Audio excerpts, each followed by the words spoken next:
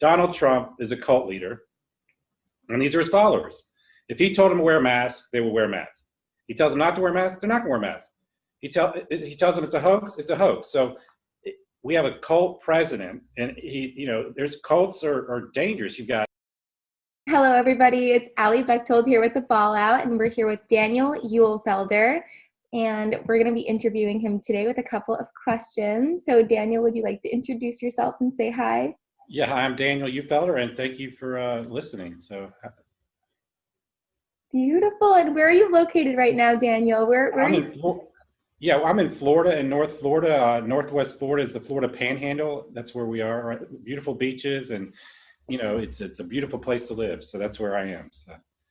Nice. So wonderful. Nice weather, palm trees. Yeah, it's beautiful. Yeah, today it's a cool, probably 80. So yeah, it's a great. We live in a great area. So we're very fortunate to be able to call this home. So.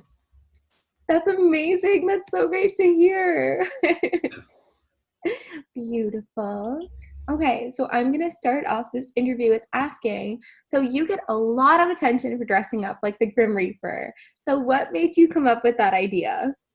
Well, yeah, basically, starting back in the spring, our family was going to go out of the country, and we were making plans to go to Europe, and we canceled those plans, obviously, and I went to get some masks, and I went to a paint store here in the area, and I saw these hazmat suits, and I was like, well, I don't think I'll need that, but who knows? So I was driving home, and we had beautiful spring break, and the area was just booming, and I thought, well, what is going on here?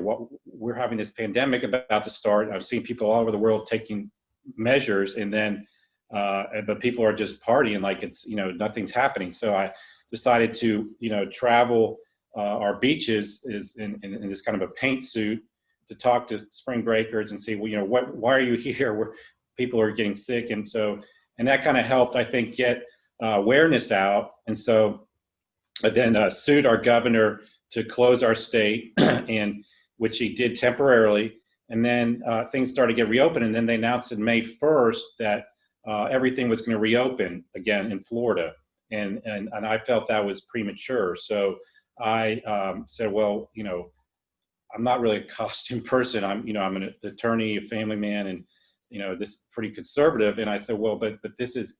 I saw the writing on the wall. I saw that things were not going to be good, and that somebody needed to make a statement for the public health. So I said, well, what could I wear? What could I do that would be, clearly emblematic of how serious this is? And so I said I was going to wear a Grim Reaper costume, and I did that May 1st, and I traveled the beaches here in North Florida.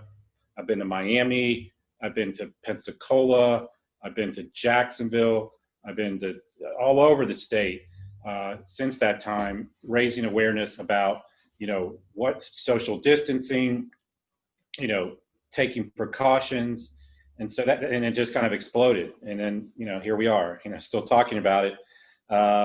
People still wanting to talk to the Grim Reaper on, this. Now we're in October. It's been several months. So, it's basically a campaign to get people to take this seriously.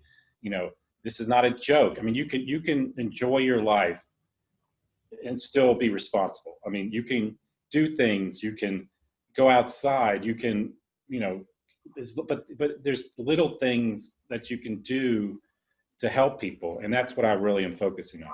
And really, really creative. So it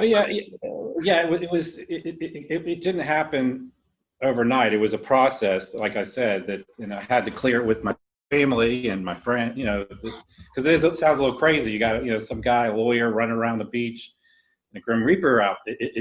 But the response I've gotten, from people all over the world, I mean, it really has been very encouraging, because I feel, and I didn't know it was at that point, May, it was still early on, and a lot of people were, well, you're exaggerating, it's not going to be that bad. Well, Florida shortly thereafter became the epicenter, and we have over 15,000 deaths in Florida, and we have over 700,000 cases, And Florida has a very, 20 to 25% of our population is folks who are, over 60, who are, like my parents, and I've got young kids, I've got parents all live here, and I want my kids to be able to do what they normally do with their grandparents. And so, but I've got people I know I talked to yesterday that have been in their homes for 7 months, and that's just wrong. And that's why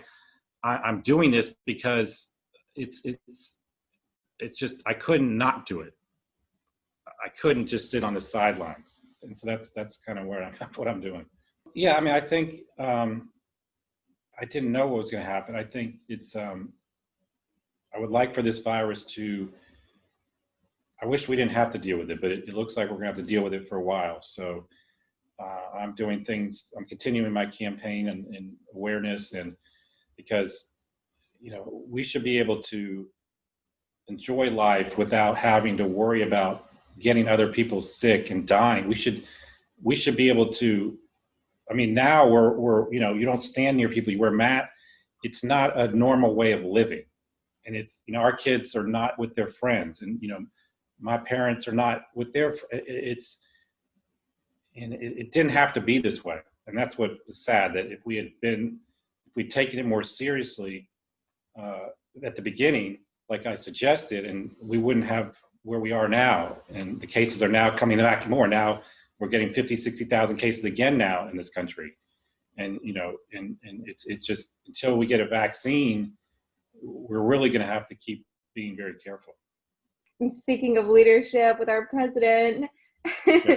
leading our country. Right now our president is in Florida, or coming back to Florida, and I've sued him 3 times to keep him from doing these rallies. He's having another rally here in a.k.a. Florida, where they're expecting about 10,000 people jammed up next to each other.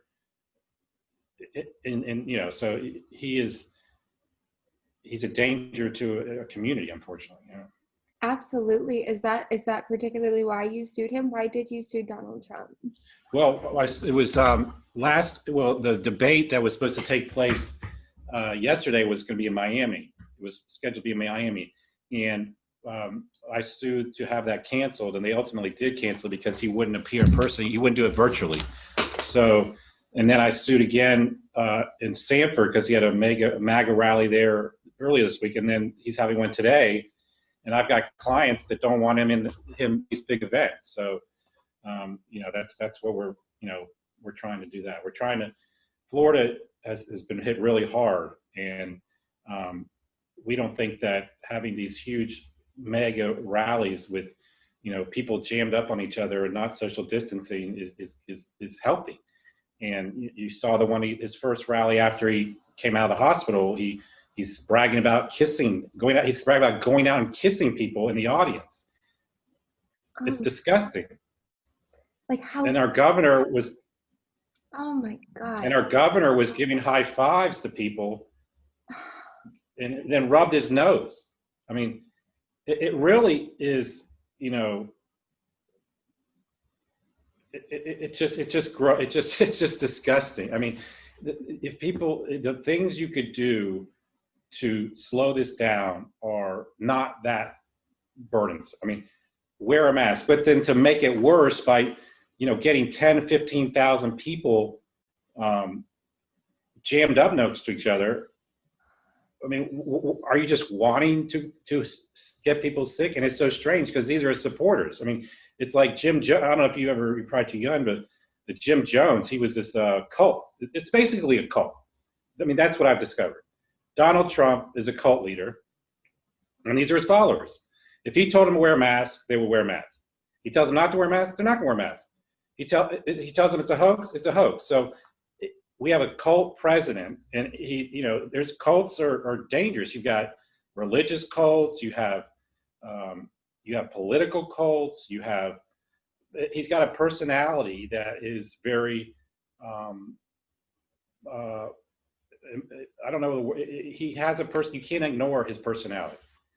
And so I'm here in North Florida, and Ocala is probably 3 to 4 hours from here. And people have been lining up for days to see this guy for an hour. I mean, and it's a cult. It's a cult. And but when they go to these events, they make them sign releases that say, "You will not sue us because this is a dangerous event." I mean, they have releases on their tickets that say that, you know, you are acknowledging that there is a pandemic and that you're attending a risky event, and you will not sue us. And they're going anyway. And people are getting, I mean, this White House event they had with the Supreme Court, several people got sick at that. Chris Christie, the governor of New Jersey, was in the hospital in ICU for 7 days. I mean, this is not a joke. I mean, my client who sued in Ocala, she's got 2 teenage kids. One of them did not get very sick. The other one almost died. I mean, he had pneumonia in both his lungs. He was for 11 days. He had 103 degrees. They took him to the hospital twice, and they didn't take him in because it was so busy. But yeah, I mean, this mother of 2 teenagers thought that her kid, who was a teen, was going to die from the virus. And so I'm representing her, you know, for free. I mean, all this, I'm doing this out of the, you know, just because nobody's paying me a nickel. I mean, you know, and lawyers get a bad rap for being greedy and, you know, but I mean, I couldn't sleep at night if I didn't do something. And I would like to wake up tomorrow and say, oh, I think there's been improvements made. But I haven't seen that. I mean, you know, we're opening, you know, we got the Florida Gators, which I'm a big Gator fan. And the football coach says, he wants to open the Florida field in games. I don't know, where are you located? New Jersey. You're in Jersey. Okay. Well, Florida Gators, we have about 100,000 people at our stadium. And the coach said that he wanted to open the stadium to everybody this week for the LSU Florida game. The next day, 21 of his players announced they had the virus, so they had to cancel the game. So it's just irresponsible. I mean, I think, yes, we need to live our lives, and we don't need to live in fear. But we also have to care about other human beings. I mean, you may think you're not going to get it, or you may think if you get it, you're going to be okay. But it doesn't mean the next person isn't going to be okay.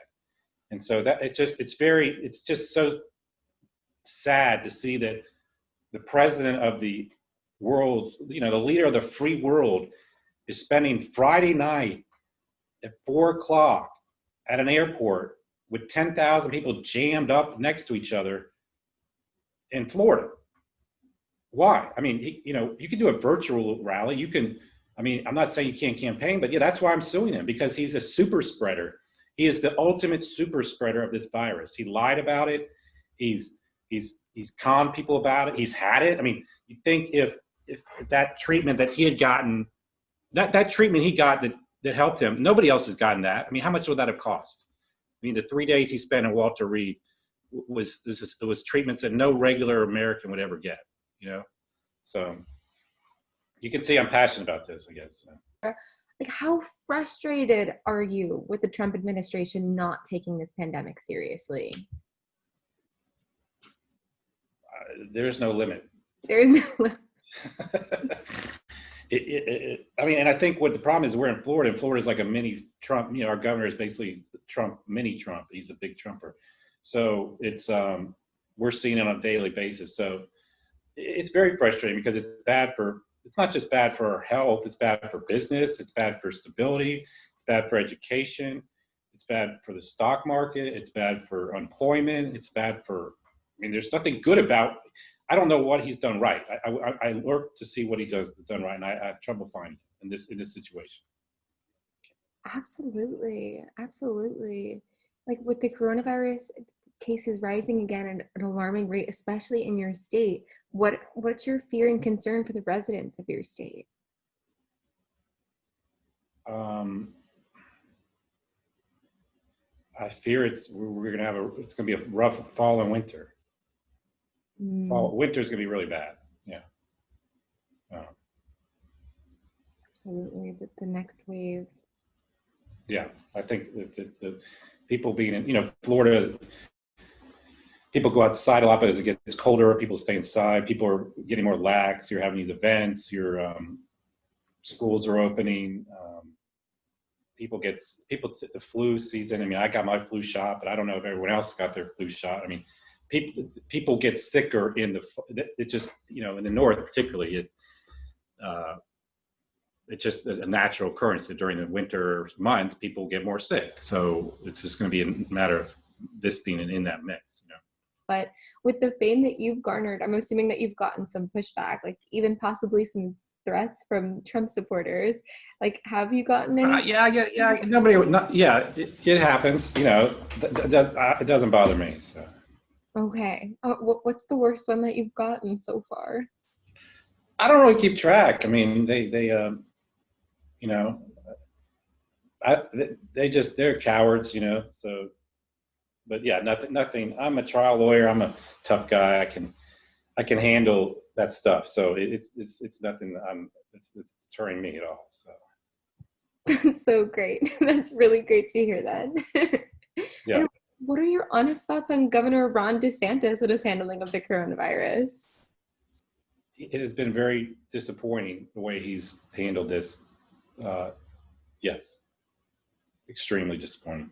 I completely understand. I couldn't imagine. I mean, with the sudden rise and the fact that it's not appeased even a little bit more than it should be, I'm so sorry. That is disappointing. Yeah, it is disappointing because, I mean, if you want to be an elected official, why do you want to do it? You seem like you want to do good. I mean, if you hate government, you think government's a problem, why are you in government? This he's like an anti-government guy.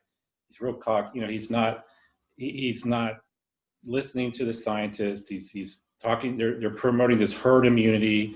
They're, they don't have a plan. They're very dismissive of science and dismissive of dissent, and very, confident that they've done everything correct when they know they haven't. They won't admit they make mistakes. They don't, and then, this week going to the first and then giving a high five. I mean, he was at this event this week and he's walking through giving people high fives, and then he rubs his nose. I mean, this guy's got 3 young kids. I mean, he's a wife, 3 young kids, and this guy's running around rallies, high-fiving and rubbing his nose and going back to his family, I mean, and the other thing, he's a total hypocrite because he's got the governor's mansion is closed to the public, and so is his office. So everything's open in Florida, but you can't get a meeting with Governor DeSantis because he's closed it because it's unsafe. It's unsafe for him to meet with people or to do visits. It's unsafe for his kids to go to preschool. He doesn't send his kids he's a hypocrite. He's basically a hypocrite. So he's just one of those, hypocrites that, thinks he knows a lot. But I'm hitting him every day. Every day I hit him with something. Because I know Florida has a lot of good people, and I'm from Florida. My parents are from Florida. I got family South Florida, West Florida. I mean, Florida is a great place to live. We got great people. We got great beaches. We got a great spirit. But our leadership is failing us now, and it's failing us in a way that's very. You see the failure magnified when you are dealing with this type of situation because the stakes are so high. I mean, 200,000+ deaths in a few months, 8 million cases, the unemployment situation, the uncertainty, the angst, it wears on people that, and I don't see any plan to get out of this under the current way it's going, because the leader of our country is, I guess it's 1:30. So in about, 4 o'clock Eastern. So it's I'm Central. So in an hour and a half, the leader of our country, who's supposed to be protecting us, is going to be in an airport at a rally with 10,000 people on top of each other, unmasked. How do you reconcile that and say that we're going to be able to get through this with that mixed message, because and that's what bothers me, because it's happening in my backyard. It's just, I mean, it's just, I have family in Central Florida. I got friends, and and I got people I know that are just, it's really it's like it's a smack in the face for people who are doing the right thing. People that are, nobody wants to be stuck nobody wants to not go to a restaurant. Nobody wants to be stuck in I was doing an online education yesterday for 3 guys that are elderly folks, but and I said to them, I said, one's on oxygen. And I said, they said they've been in their house for 7 months. And at the same time, our president is holding rallies for people for an election. I mean, it really is just, it's just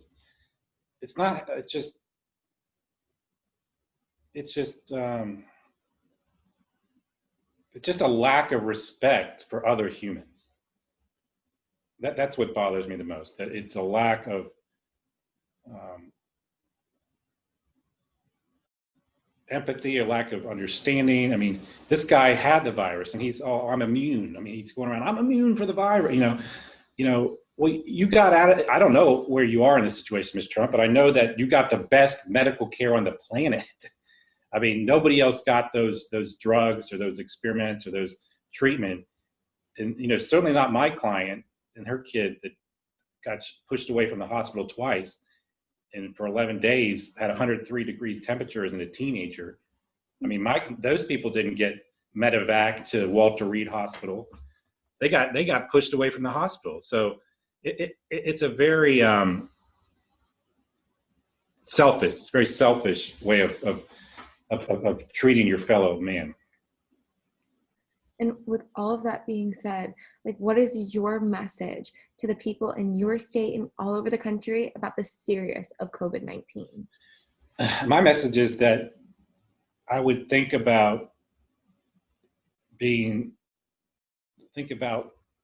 a relative die and you can't go to their funeral, or you can't be there when they're dying. Like, if they're in the hospital on they're